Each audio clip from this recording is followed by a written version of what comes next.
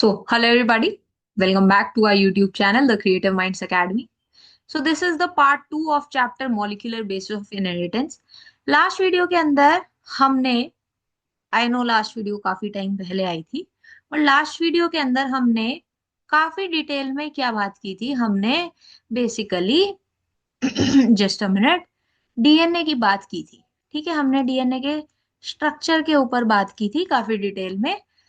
अब हम लोग उसी को कंटिन्यू करने वाले हैं। ठीक है, हम लोग basically packaging of DNA helix से इस पर्टिकुलर वीडियो के अंदर स्टार्ट करेंगे। बिना किसी देरी के इस वीडियो को स्टार्ट करते हैं।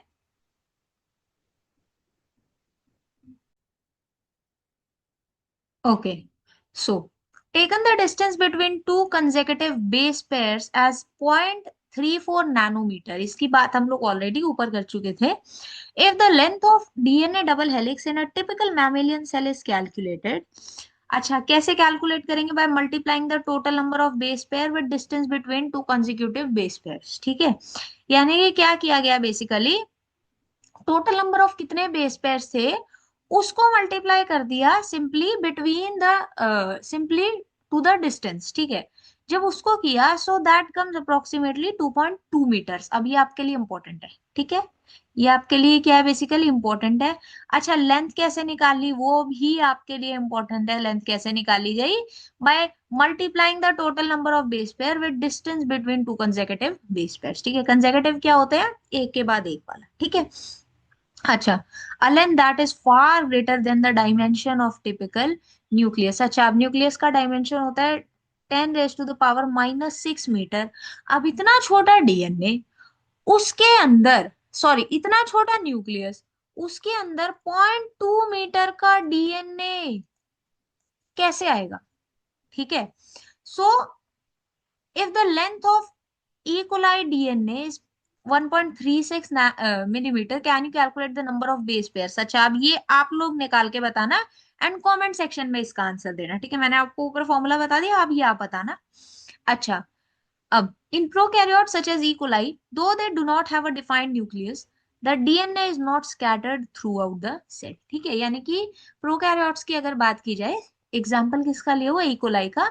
दो they do not have a well defined nucleus, यानी कि इनके अंदर एक वेल डिफाइंड न्यूक्लियस तो नहीं होता, बट फिर भी जो डीएनए है वो throughout the cell scattered नहीं होता। ठीक है, DNA being negatively charged is held with some proteins that have positive charges in a region termed as nucleoid। Now this is very very important। ठीक है, यानी कि जो DNA it is negatively charge, वो क्या होता है बेसिकली, कुछ प्रोटीन्स के साथ में इट इज हेल्ड, और उन प्रोटीन्स के पास में क्या चार्ज होता है? Positive charge. और उसको क्या बोला जा रहा है? उसको न्यूक्लियोइड बोला जा रहा है। ठीक है, किस रीजन के अंदर प्रेजेंट है बेसिकली, वो रीजन को क्या बोला जा रहा है?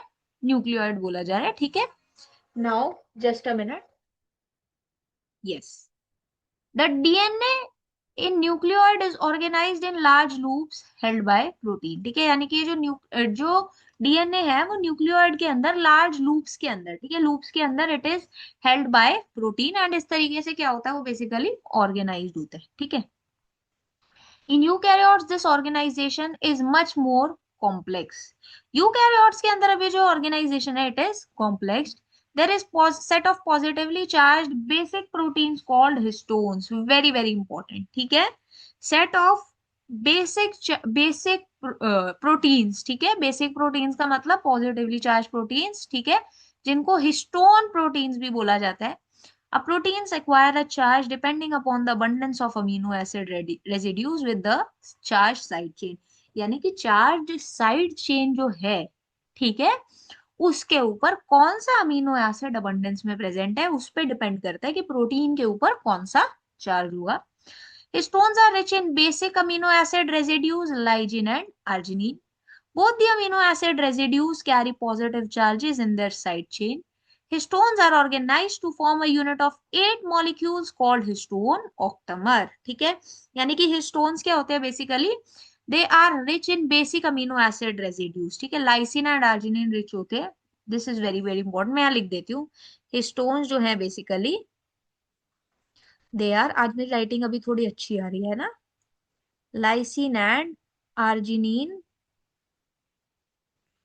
रिच। ठीक है, okay.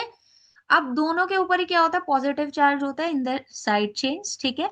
Histones are organised to form a unit of 8 molecule, जिसको हिस्टोन ऑक्टामर बोला जाता है, ठीक है। ऑक्टा का मतलब होता है 8, ठीक है। ऑक्टा जो होता है दैट रेफर्स टू 8, ठीक है।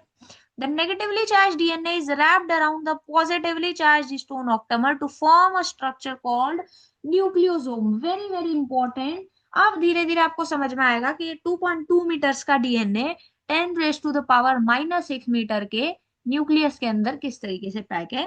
सो जो नेगेटिवली चार्ज डीएनए है, it is wrapped around the positively charge octamer, ठीक है। ऑक्टामर के around it is wrapped and it form a structure called nucleosome. अब ये डायग्राम आप देखो, यहाँ पर आपको कोर ऑफ स्टोन मॉलिक्यूल दिखाया हुआ है एंड इसके अराउंड डीएनए जो है इट इज रैप्ड, ठीक है। This is the histone octamer. DNA is negatively charged, ठीक है। डीएनए क्या है, it is negatively charged and histone octamer it is positively charge, ठीक है। बिकॉज हिस्टोन जो है they are lysine and arginine rich, ठीक है, and they carry positive charge, ठीक है। ये जो आपको H1 हिस्टोन दिखा हुआ है, इस तरीके से वहां पर न्यूक्लियोसोम फॉर्म हो जाता है, ठीक है। This is the structure of nucleosome, ठीक है। अब a typical nucleosome contains 200 base pairs of DNA helix, ठीक है। Nucleosome constitute the repeating unit of a structure in nucleus called chromatin, ठीक है। chromatin क्या होते हैं basically, these are the thread like stained structures seen in nucleus, ठीक है। Stand bodies जो न्यूक्लियस के अंदर मिलती है, थ्रेड लाइक स्टेन्ड बॉडी, वो क्या होती है बेसिकली न्यूक्लियस के अंदर जो मिलती है उनको क्रोमेटिन बोला जाता है। न्यूक्लियस के पास में क्या होता है, न्यूक्लियोसोम्स के पास में क्या होता है बेसिकली, क्रोमेटिन प्रेजेंट होता है, ठीक है। न्यूक्लियोसोम के अंदर क्रोमेटिन प्रेजेंट होता है। अब जो क्रोमेटिन होते हैं these are seen as beads on string structure when viewed under electron microscope, ठीक है। अब यहाँ पर आपको क्या है, ये आपको जो यहाँ पर देखने को मिल रहे हैं, ठीक है, ये आपको किस तरीके से देखने को मिल रहा है, देखो यहाँ पे बीड लाइक स्ट्रक्चर आपको देखने मिल रहे हैं, ठीक है। बीड्स और स्ट्रिंग लाइक स्ट्रक्चर आपको इस तरीके से यहाँ पर देखने को मिल रहे होते हैं। तो यही बेसिकली क्या होते हैं, basically nucleosomes and chromatin they are seen as beads on string structure, ठीक है। यानी कि जो न्यूक्लियोसोम्स होते हैं क्रोमेटिन के अंदर वो कुछ इस तरीके से दिख रहे होते हैं, ठीक है। न्यूक्लियोसोम्स जो है वो किससे बने हुए हैं बेसिकली, दे कॉन्स्टिट्यूट क्रोमेटिन, जो क्या है basically thread like stained bodies है। अब ये जो न्यूक्लियोसोम्स है ना, ये क्रोमेटिन के अंदर कैसे दिख रहे होते हैं, बीड्स और स्ट्रिंग की तरह दिख रहे होते हैं, ठीक है। चल okay. The beads on string structure in chromatin is packaged to form chromatin fibers and that are further coiled and condensed at the metaphase stage of cell division to form chromatin, ठीक है। अब ये जो beads on string structure है ना, ठीक है, जो beads on string structure है, ये फर्दर भी क्या होता है basically, it is further called, ठीक है।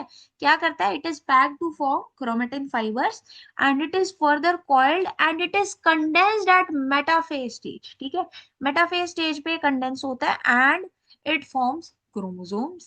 The packaging of chromatin at a higher level requires additional set of proteins that are collectively referred to as non-histone. Just a minute.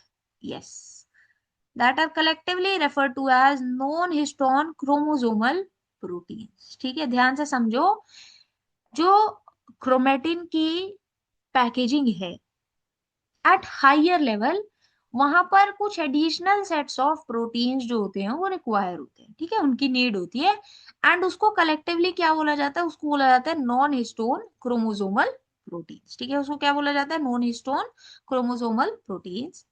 Now, in a typical nucleus, some region of chromatin are loosely packed, ठीक है। Nucleus के अंदर अब कुछ reason जो होता है chromatin का, it is loosely packed and वो लाइटली स्टेन्ड होता है, उसको बोला जाता है यू क्रोमेटिन। इसके ऊपर ना सीबीएसई प्रीवियस ईयर में क्वेश्चन भी आया हुआ है, ठीक है। क्वेश्चन क्या था, यू क्रोमेटिन, अरे यार, you chromatin versus heterochromatin and nucleosome के डायग्राम के ऊपर भी क्वेश्चन आया हुआ था, ठीक है। तो इसको हल्के में नहीं लेना है, बहुत इंपॉर्टेंट टॉपिक है, ये चैप्टर भी बहुत इंपॉर्टेंट है। ठीक है। अब वो chromatin that is more densely packed and is stained darkly, उसको बोला जाता है हेट्रोक्रोमेटिन। ठीक है। Euchromatin is said to be transcriptionally active chromatin while heterochromatin is inactive. Very very important. ठीक है। जो हेट्रोक्रोमेटिन है इट इज इनएक्टिव, जो यूक्रोमेटिन है that is transcriptionally active chromatin. ठीक है। चलो आई होप यहाँ तक आपको समझ में आया। Now next is the search for genetic material. कितना बड़ा टॉपिक था ये, है ना, 2 वीडियोस के अंदर पूरा कंप्लीट हुआ है। चलो ठीक है, इसको देखते हैं। Even though the discovery of nuclein by Miescher, अब ये आपके लिए इंपॉर्टेंट है। न्यूक्लियन की डिस्कवरी किसने की? By Miescher. And the proposition for principles of inheritance by Mendel, ये हम लोग ऑलरेडी पढ़ चुके हैं। It was almost at the same time, but the DNA acts as the genetic material, it took long to be discovered and proven. ठीक है। अब DNA genetic material होता है, इसको प्रूव करने में बड़ा समय लग गया। ठीक है। इसको डिस्कवर करने में भी, इसको प्रूव करने में बहुत समय लग गया। By 1926, the quest to determine the mechanism for genetic inheritance had reached the molecular level. ठीक है। यानी कि जेनेटिक इनहेरिटेंस किस तरीके से होती है, उसका मॉलिक्यूलर बेसिस क्या है बेसिकली, वो जानने का भी, या उस चीज को लेके भी धीरे धीरे धीरे करके और ज्यादा लोगों के अंदर क्या होने लगा, फैसिनेशन बढ़ने लगा, आई वुड से, और इंटरेस्ट डेवलप होने लगा। ठीक है। Previous discoveries by Gregor Mendel, Walter Sutton, Thomas Hunt Morgan, and numerous other scientists had narrowed the search to the chromosomes located in the nucleus of most cells.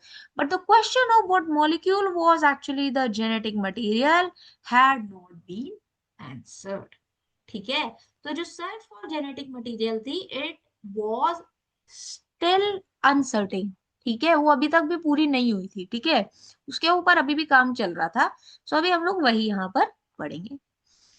सबसे पहले हम लोग पढ़ेंगे ट्रांसफॉर्मिंग प्रिंसिपल के बारे में, which was given by Griffith. इनका पूरा नाम क्या था? Frederick Griffith. इन 1928 इन्होंने कुछ एक्सपेरिमेंट्स किए। ठीक है। आप कलर चेंज कर लेते हैं, पेन का भी कर लूं क्या पहले? पेन का भी कर लेते हैं। 1928 में जो फ्रेडरिक ग्रिफिथ थे, he carried a series of experiments with Streptococcus pneumoniae है। ठीक है। ये बैक्टीरियम जो है, it is responsible for pneumonia. ठीक है। हम लोगों ने ह्यूमन हेल्थ एंड डिसीजेज में पढ़ा था। witnessed a miraculous transformation in the bacteria. During the course of his experiment, her living organism bacteria had changed its physical form. यानी कि उसके एक्सपेरिमेंट के दौरान ये जो लिविंग ऑर्गेनिज्म था, यानी कि जो बैक्टीरिया था, इट चेंज्ड इट्स फॉर्म। ठीक है। It changed it's form. तो एक बार देखते हैं इनके एक्सपेरिमेंट को। This is very very important experiment. ठीक है। वेरी वेरी इंपॉर्टेंट एक्सपेरिमेंट, बहुत ध्यान से आपने समझना है। When Streptococcus pneumoniae or the pneumococcus bacteria are grown on a culture plate, some produce shiny colonies, smooth shiny colonies, इनको S से रेफर किया गया, while other produce rough colonies, इसको R से रिप्रेजेंट किया गया। ठीक है। यानी कि क्या हुआ बेसिकली, जब इनको कल्चर किया गया, ठीक है, न्यूमोकोकस को जब कल्चर किया गया, तो वहां पर कुछ कॉलोनीज जो थी देवर स्मूथ एंड शाइनी। ठीक है। जिसको एस से रेफर किया गया। And some colonies were rough, जिसको आर से रेफर किया गया। अब this is because the S strain bacteria have a mucous polysaccharide coat while R strain does not. अब ये आपके लिए बहुत इंपॉर्टेंट है। ये जो एस स्ट्रेन था ना, it had a mucous polysaccharide coat, पर आर स्ट्रेन के ऊपर ऐसा कोई भी कोट प्रेजेंट नहीं था। ठीक है। Mice infected with the S strain, ठीक है, S strain virulent strain, it die from pneumonia infection, but mice infected with the R strain do not develop pneumonia। यानी कि वायरुलेंट एस स्ट्रेन से, ठीक है, वायरुलेंट एस स्ट्रेन से जब infect किया गया माइस को, तो माइस जो था, ठीक है, जो चूहा था वो मर गया from pneumonia. But mice infected with R strain, it did not develop pneumonia. ठीक है। देखो, एस्ट्रेन को जब माइस के अंदर इंजेक्ट किया गया, तो माइस डाइड, आर स्ट्रेन को जब माइस के अंदर इंजेक्ट किया गया तो माइस वॉज स्टिल अलाइव, ठीक है, ही वॉज वेरी हैप्पी, ठीक है, इस केस में। Now Griffith was able to kill bacteria by heating them. अब ग्रिफिथ ने क्या किया, देखो बैक्टीरिया क्या हो जाएगा, इट इज अ हीट की, बेसिकली हीट की वजह से मर जाएगा, ठीक है। ग्रिफिथ ने उसको हीट किया एंड बैक्टीरिया को मार दिया। He observed that heat killed Astrin bacteria injected into mice did not kill them. यानी कि वही एस्ट्रेन, ठीक है, वही वायरुलेंट एस्ट्रेन जब उसको हीट किल्ड कर दिया गया, उसके बाद जब उसको माइस में इंजेक्ट किया गया तो माइस जिंदा था। यानी कि इस बार जब एस्ट्रेन भी वहां पर इंट्रोड्यूस हुआ तब भी माइस खुश था, ठीक है। And when he, just a minute, injected a mixture of heat-killed S and live R bacteria, the mice died. यानी कि जब उन्होंने heat killed S strain bacteria को, ठीक है, एंड आर स्ट्रेन को, ठीक है, लाइव आर स्ट्रेन को माइस के अंदर इंजेक्ट किया, फिर जो माइस था इट डाइड, ठीक है। यानी कि यहाँ पर लाइव आर स्ट्रेन और हीट किल्ड एस्ट्रेन जब दोनों को साथ में माइस के अंदर इंजेक्ट किया, उस केस में माइस खुश नहीं था, इट डाइड, ठीक है। Moreover he recovered living S bacteria from the dead mice, ठीक है।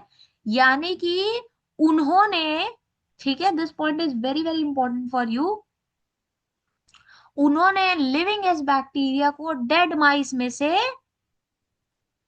रिकवर किया। और यहां पर क्या था, यहां पर, just a minute, okay, I guess something has happened.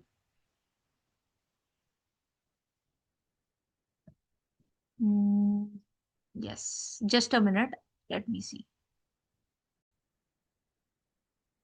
Okay, तो ये पीडीएफ जो है हमको दोबारा आई गेस लोड करना पड़ेगा, जस्ट वेट अ मिनट।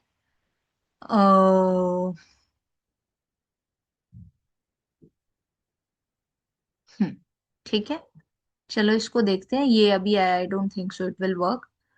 तो क्या हुआ बेसिकली, ये हम लोग ऑलरेडी बात कर चुके थे इसके बारे में, ठीक है। अब क्या हुआ बेसिकली, उन्होंने लिविंग एस बैक्टीरिया को डेड माइस में से रिकवर किया, एंड यहां पर क्या था बेसिकली, एस्ट्रेंड हीट किल्ड था, ठीक है। अब he concluded that the R-strain bacteria had somehow been transformed by the heat-killed strain bacteria। ये बहुत इंपॉर्टेंट है, देखो पहले जो आर्स्ट्रेन बैक्टीरिया था, जो लाइव आर्स्ट्रेन बैक्टीरिया था, जब उसको इंट्रोड्यूस किया गया था माइस के अंदर तो माइस हंस रहा था, खुश था, जिंदा था। बट जब उन्होंने हीट किल्ड एस्ट्रेन बैक्टीरिया के साथ में, ठीक है, सॉरी, हीट किल्ड एस्ट्रेन को, हाँ, लाइव आर्स्ट्रेन के साथ में माइस के अंदर इंट्रोड्यूस किया, उस केस में माइस डाइड, ठीक है। लाइव आर्स्ट्रेन तो अभी भी वही है ना, बट हीट किल्ड एस्ट्रेन बैक्टीरिया वहां पर ऐड हो गया एंड एस्ट्रेन मॉडिफाइड था इस केस में। तो उन्होंने ये कंक्लूड किया कि शायद ये जो आर्स्ट्रेन बैक्टीरिया है ना, ये जो है ये ट्रांसफॉर्म किया गया या ये ट्रांसफॉर्म हुआ ये हीट किल्ड बैक्टीरिया की वजह से, ठीक है।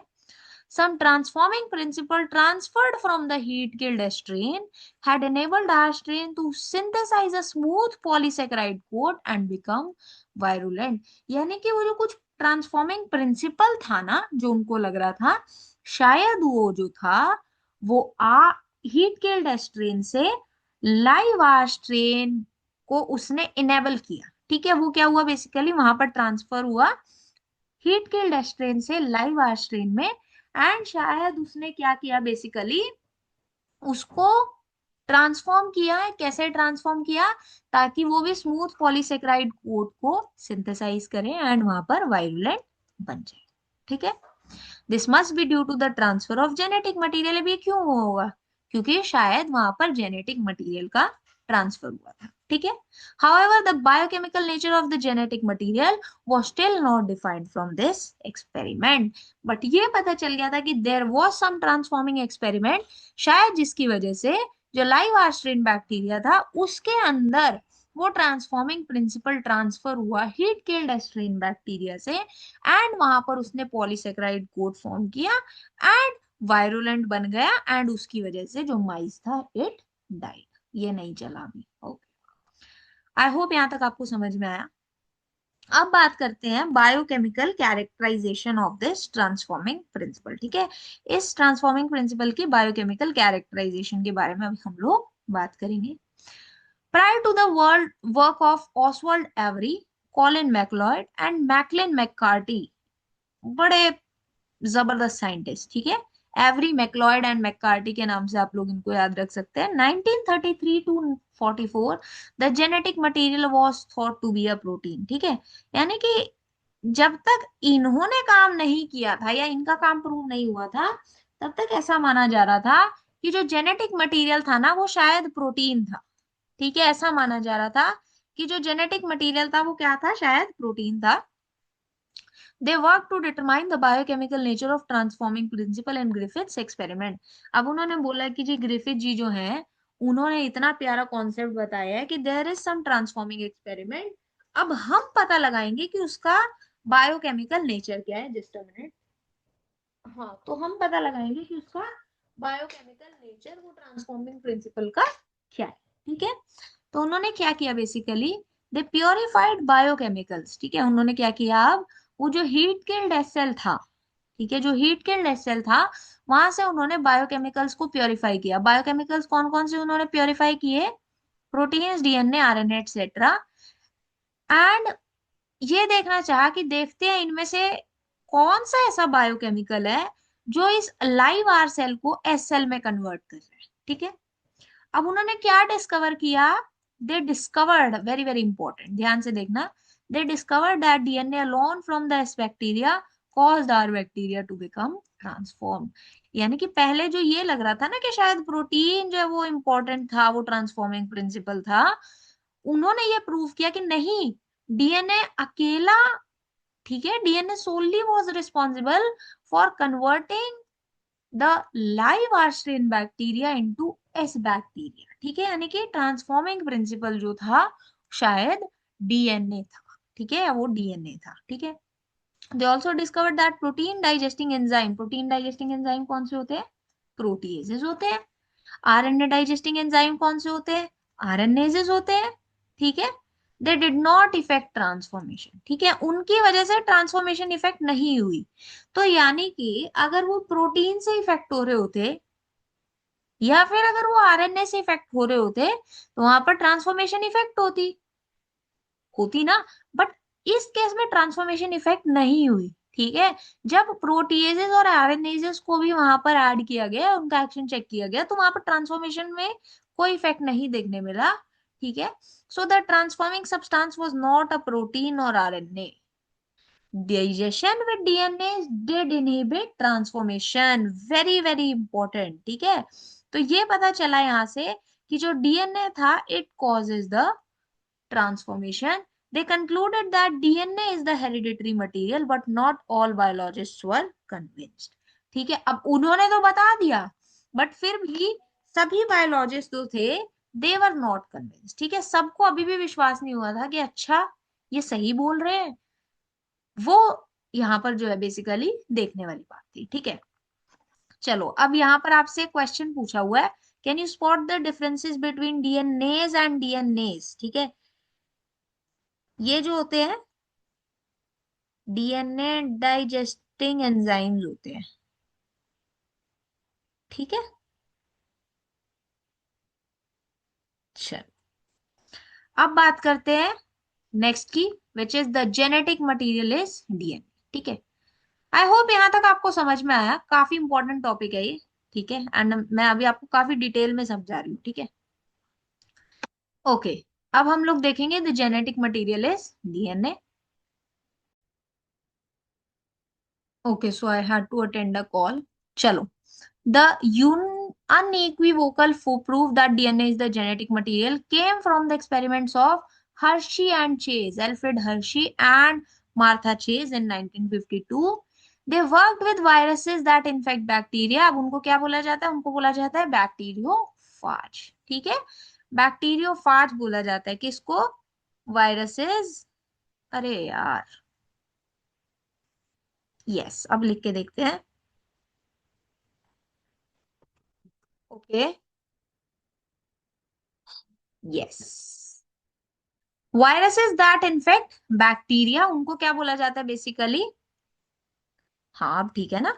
वायरसेस दैट इन्फेक्ट बैक्टीरिया, उनको बोला जाता है बैक्टीरियोफाज। ठीक है, देखते हैं।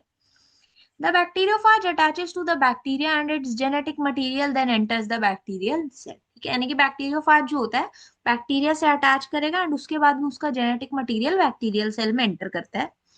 The bacterial cell treats the viral genetic material as if it was its own and subsequently manufacture more virus particles। यानी कि यार वो जो बैक्टीरियल सेल है उसको लगता है कि यार ये तो मेरा ही जेनेटिक मटेरियल है, तो वो क्या करता है बेसिकली, सब्सिक्वेंटली मोर वायरस पार्टिकल्स जो है वो जनरेट करना स्टार्ट कर देते हैं, मैन्युफैक्चर करना स्टार्ट कर देते हैं। ठीक है, Hershey and Chase work to discover whether it was protein और DNA from the viruses that enters the bacteria. अब हर्शी और चेज जो थे वो इन्होंने इसी चीज पे काम करा, वो यही डिस्कवर करना चाहते थे कि वो प्रोटीन है या वो डीएनए है जो बेसिकली बैक्टीरिया के अंदर एंटर हुआ। ठीक है, वो वही देखना चाहते थे एंड वही उन्होंने अपने एक्सपेरिमेंट में बेसिकली स्टडी किया। उसको देखते हैं एक बारी। अब एक काम करते हैं, कलर चेंज कर लेते हैं। लेट्स टेक ब्लू, इधर भी विल टेक ग्रीन। ठीक है, वाओ, चलो देखते हैं। They grew some viruses on a medium that contained radioactive phosphorus and some others on medium that contained radioactive sulfur। ठीक है, यानी कि उन्होंने क्या किया, कुछ वायरसेस को एक ऐसे मीडियम पे ग्रो करा जहां पर रेडियो एक्टिव फॉस्फोरस प्रेजेंट था, कुछ वायरसेस को ऐसे मीडियम पे ग्रो करा जहां पे रेडियो एक्टिव सल्फर प्रेजेंट था। ठीक है, viruses grown in the presence of radioactive phosphorus contained radioactive DNA but not radioactive protein because DNA contains phosphorus but protein does not। ठीक है, अब वो वायरसेस जो रेडियो एक्टिव फॉस्फोरस के presence में ग्रो हुए थे, they contain radio active DNA, उनके पास में रेडियो एक्टिव डीएनए प्रेजेंट था पर कोई भी रेडियो एक्टिव प्रोटीन प्रेजेंट नहीं था। ठीक है, ऐसा क्यों हुआ? क्योंकि डीएनए के अंदर फॉस्फोरस प्रेजेंट होता है, प्रोटीन के अंदर फॉस्फोरस प्रेजेंट नहीं। ठीक है, similarly viruses grown on radioactive sulfur contained radioactive protein but not radioactive DNA because DNA does not contain sulphur. अब जो वो रेडियोएक्टिव सल्फर के ऊपर वायरसेस ग्रो कर रहे थे उनके पास में रेडियोएक्टिव प्रोटीन था बट रेडियोएक्टिव डीएनए नहीं था। क्यों नहीं था? क्योंकि डीएनए के अंदर तो सल्फर प्रेजेंट नहीं होता। ठीक है, radioactive phages were allowed to attach to E coli bacteria. ये जो रेडियोएक्टिव फाजेस थे इनको क्या कराया गया, इकोलाई बैक्टीरिया से अटैच कराया गया। Then as the infection proceeded the viral coats were remove from the bacteria by agitating them in the blender. ठीक है, अब जैसे जैसे इन्फेक्शन प्रोसीड कर रहा था, जैसे जैसे इन्फेक्शन बढ़ रहा था, तो जो वायरल कोट्स थे उनको रिमूव कर दिया गया। ठीक है, जो वायरल कोट थे उनको रिमूव कर दिया गया, किस तरीके से? ब्लेंडर के अंदर एजिटेट करके। ठीक है, एजिटेशन, एजिटेशन का मतलब क्या होता है? रोटेशन से। Virus particles were separated from the bacteria by spinning them in the centrifuge. ठीक है, वायरल कोट को कैसे रिमूव किया गया? By agitating them in a blender. Virus particles को बैक्टीरिया से किस तरीके से सेपरेट किया गया? By spinning them in a centrifuge. ठीक है, bacteria which was infected with virus that had radioactive DNA were radioactive, indicating that DNA was the material that passed from virus to the bacteria। Very very important। देखो अब क्या हुआ, वो bacteria जो ऐसे viruses से इन्फेक्टेड थे जहां पर रेडियो एक्टिव डीएनए था, वो क्या थे? वहां पर रेडियो एक्टिव थे। तो उसे ये पता चला कि DNA was the material which was passed from virus to the bacteria. ठीक है, bacteria that were infected with viruses that had radioactive protein were not radioactive। यानी कि वो बैक्टीरिया जिनको ऐसे, बेसिकली वो बैक्टीरिया जो ऐसे वायरसेस से इन्फेक्टेड थे जिनके पास में रेडियो एक्टिव प्रोटीन था, वो रेडियो एक्टिव नहीं थे। This indicates that protein did not enter the bacteria from the viruses. इससे पता चला कि प्रोटीन नहीं एंटर हुआ from bacteria to viruses. DNA is therefore the genetic material that is passed on from virus to bacteria. Very very, ठीक है. Diagram देखते हैं फिर आपको और क्लियर होगी चीजें, ठीक है. यस. अभी आपको हर्शी चेज एक्सपेरिमेंट की हम लोग बात कर रहे हैं ना, देखते हैं इसको. यहाँ पर देखो ये बैक्टीरियोफाज था, ठीक है. Radio active 35S labelled protein capsule, and यहाँ पर radio active phosphorus 32 labelled DNA, ठीक है. अब यहाँ पर देखो आप, यहाँ पे क्या था, रेडियो एक्टिव प्रोटीन एंड इधर रेडियो लेबल्ड या रेडियो एक्टिव लेबल्ड डीएनए, ठीक है. अब यहाँ पर क्या हुआ, जब ये एंटर हुआ, ठीक है, इन्फेक्शन स्टेज है, then is the blending stage, then is centrifugation, ठीक है. तो यहाँ पर सबसे पहले इन्फेक्शन स्टेज की बात हो रही है, ठीक है.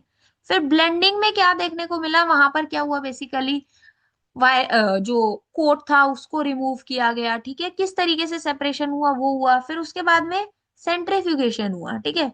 अब यहाँ पर सेल्स के अंदर रेडियो एक्टिविटी डिटेक्ट नहीं हुई थी. कहाँ पर डिटेक्ट नहीं हुई, जहां पर प्रोटीन प्रेजेंट था. यहाँ पर कोई भी रेडियो एक्टिविटी डिटेक्ट नहीं हुई, but radio activity was detected phosphorus 32 वाले सेल्स में, ठीक है. क्यों, बिकॉज डीएनए जो है, ठीक है, डीएनए कंटेन्स फॉस्फोरस, इसलिए, ठीक है.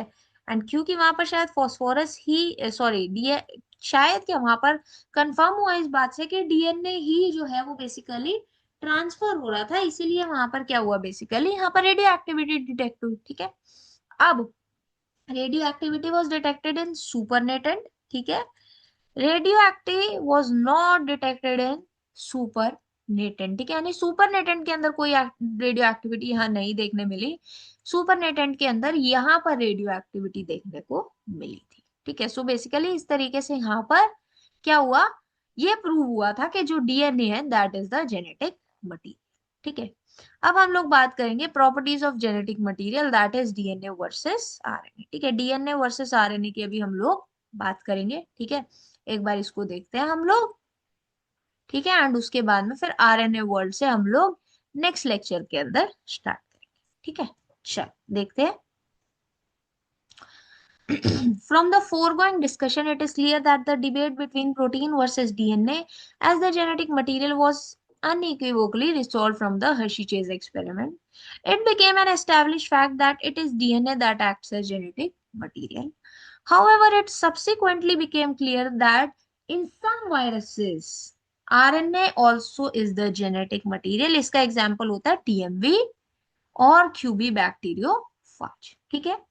Answer to some of the questions such as why DNA is the predominant genetic material, whereas RNA performs dynamic function of messenger and receptor, has to be found out from the differences between structure of these two nucleic acid molecules, ठीक है. Mostly जो है most organisms के अंदर DNA is the predominant genetic material. RNA के जो functions होते हैं that are basically as a messenger, as adaptor, ठीक है. सो बेसिकली वो इनके न्यूक्लिक एसिड स्ट्रक्चर से, ठीक है, ये जो न्यूक्लिक एसिड मॉलिक्यूल्स हैं डीएनए और आरएनए, इनके स्ट्रक्चर से वो चीजें और क्लियर होती हैं, ठीक है. अब जो मटेरियल, ठीक है, और जो molecule that should act as a genetic material, it should follow और फुलफिल some criteria.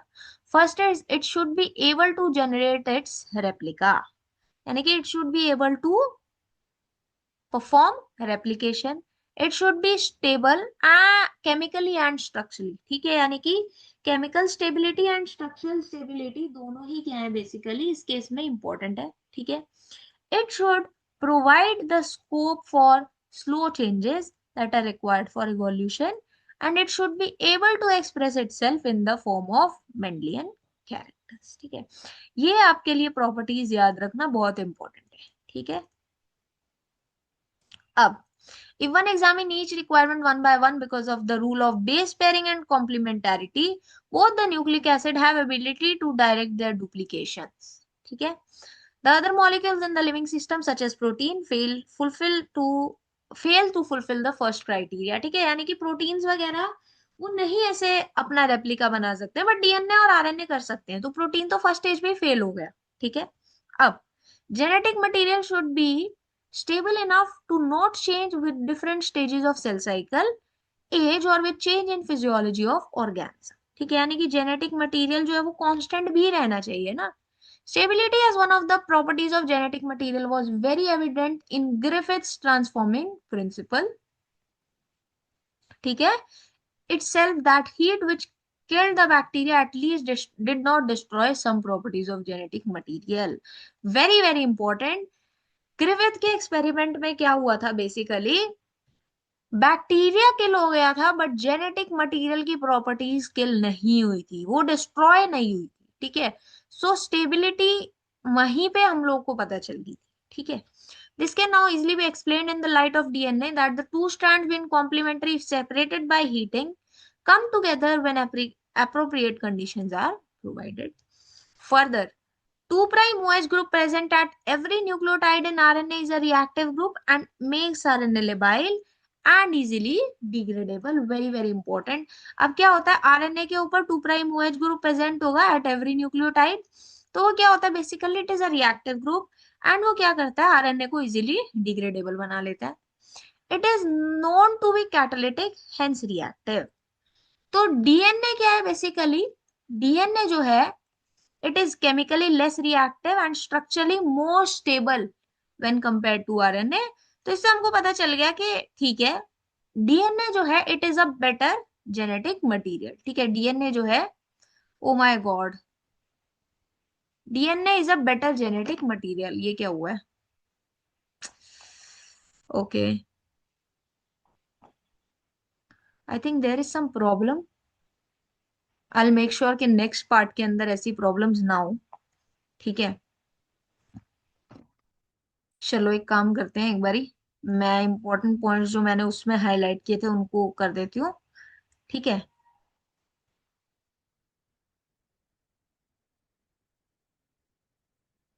ठीक है, ओके।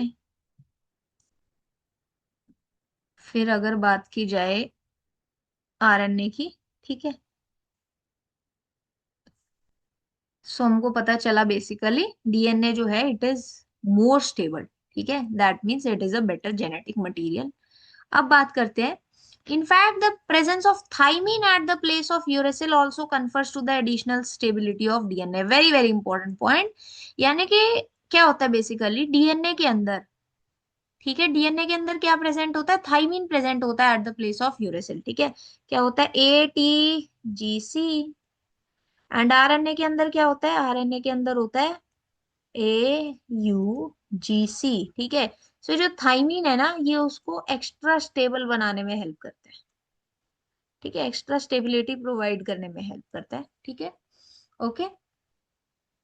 चलो, अब किस तरीके से एक्ट करता है ना वो आप लोग ग्रेजुएशन पोस्ट ग्रेजुएशन में पढ़ते हैं। ठीक है, both DNA and RNA are able to mutate. Very very important. ठीक है, यानी कि म्यूटेशन दोनों ही अंडरगो कर सकते हैं। In fact RNA being unstable mutate at a faster rate. Consequently, viruses have RNA genome and having shorter lifespan mutate and evolve faster. Very very important point। अब RNA क्या है, इट इज अनस्टेबल, तो ये तो mutate जल्दी करेगा। इसीलिए क्या होता है, वायरसेस के अंदर आरएनए जीनोम होता है। ठीक है, एंड इनके पास में एक शॉर्टर लाइफ स्पैन होता है, तो ये म्यूटेट जल्दी करते हैं and evolution, faster evolution show करते हैं। ठीक है, RNA can directly code for the synthesis of protein, hence can easily express the characters। DNA, however, is dependent on RNA for synthesis of proteins। अब देखो, मैंने आपको ऊपर बताया था DNA to RNA, mRNA, mRNA to proteins. That means कि RNA तो directly protein synthesise कर सकता है बट डीएनए को आरएनए की जरूरत है। ठीक है, ये यहाँ पर हमारे लिए इंपॉर्टेंट पॉइंट हो जाता है। ठीक है, ये हमारे लिए यहाँ पे क्या हो जाता है, एक इंपॉर्टेंट पॉइंट हो जाता है। होप ये इस वाले में नहीं होगा। ठीक है, चलो देखते हैं। The protein synthesising machinery has evolved around RNA. The above discussion indicate that both RNA and DNA can function as genetic material but DNA being more stable। ठीक है, stability is the factor। being more stable is preferred for the storage of genetic material। for the transmission of genetic material, अच्छा इसको दूसरे colour से highlight करते हैं, for the transmission of genetic material RNA is, ठीक है,